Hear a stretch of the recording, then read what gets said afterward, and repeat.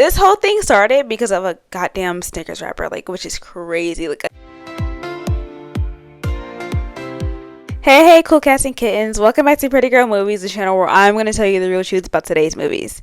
And today, we are talking about the new Jurassic World movie, and y'all, I have some things to say about this because this movie was something. But before we jump into it, just know this is not a spoiler-free review. I will be spoiling everything, including like the weird dinosaurs that I see in it and then some of the chaos. So if you don't want this movie spoiled or your egg spoiled, then just exit now. Like, and I won't take offense. I promise. I'll give you a few seconds even. Okay, so that aside, let's just get into this Jurassic World review. Let me give you a quick synopsis of this movie before I give you my thoughts on it. So, this movie is called Jurassic World Rebirth, and it takes place around 5 years after Jurassic World Dominion. And basically, dinosaurs are almost extinct now because of the climate change that's going on, but there are still a few dinosaurs left on this secret island near the equator where InGen used to do their experiments. So there's these are mutated dinosaurs. So a pharmaceutical company hires Laura Bennett, who's played by Scarlett Johansson, who works in Spec Ops, to go to the island, get some blood samples from these mutant dinos, and then they want to use that blood to create a drug that can prevent heart disease. I guess that's a good idea, whatever. She's joined by Henry Loomis, who's played by Jonathan Bailey, who's the doctor behind all this research.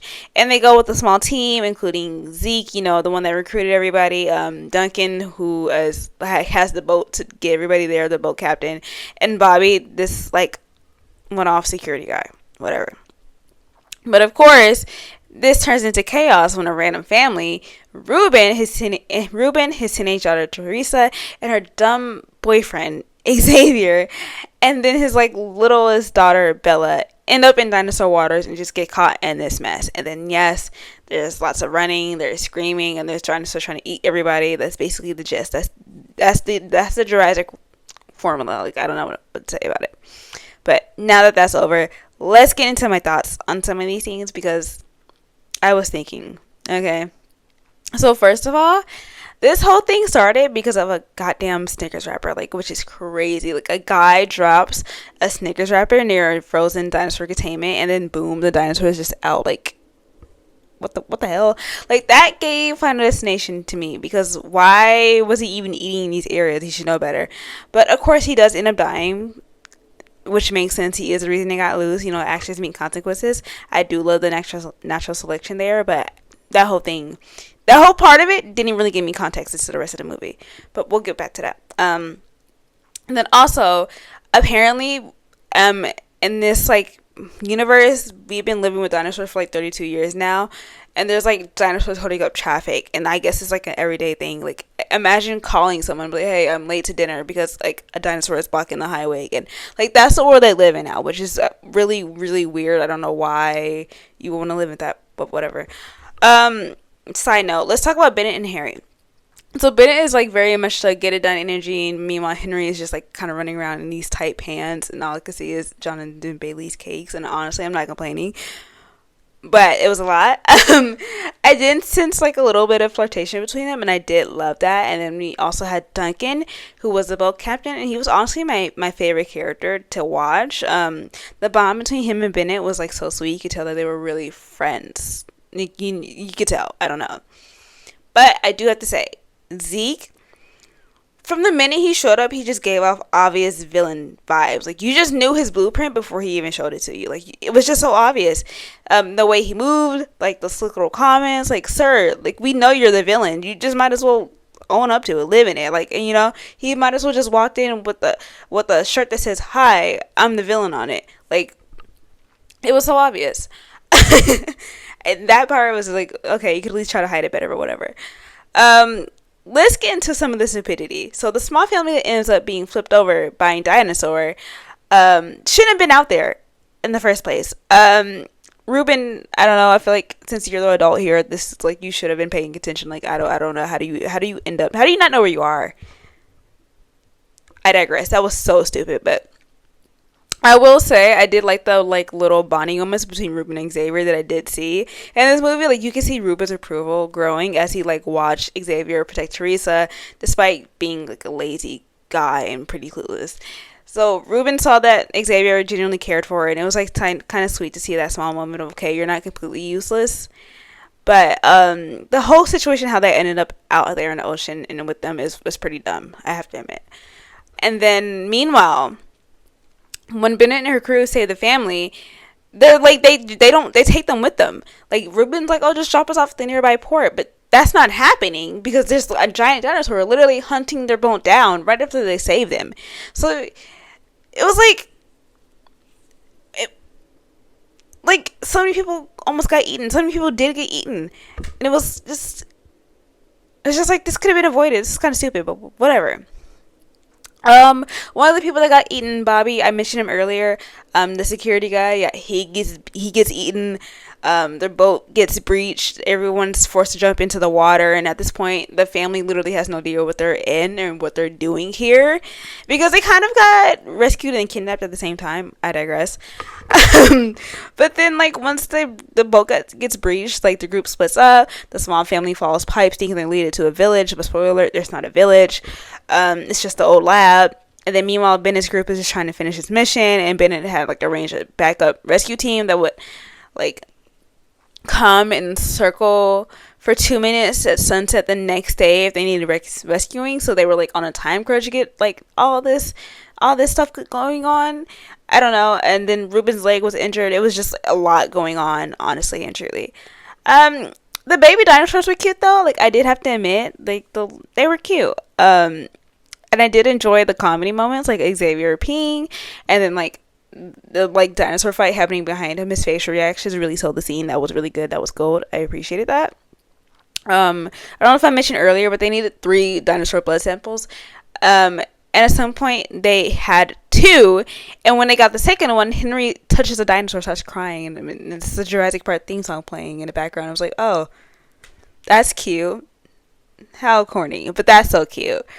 And then Bella trauma bonds with like a little baby dino, which was cute too, but then they were like, we're getting lost here.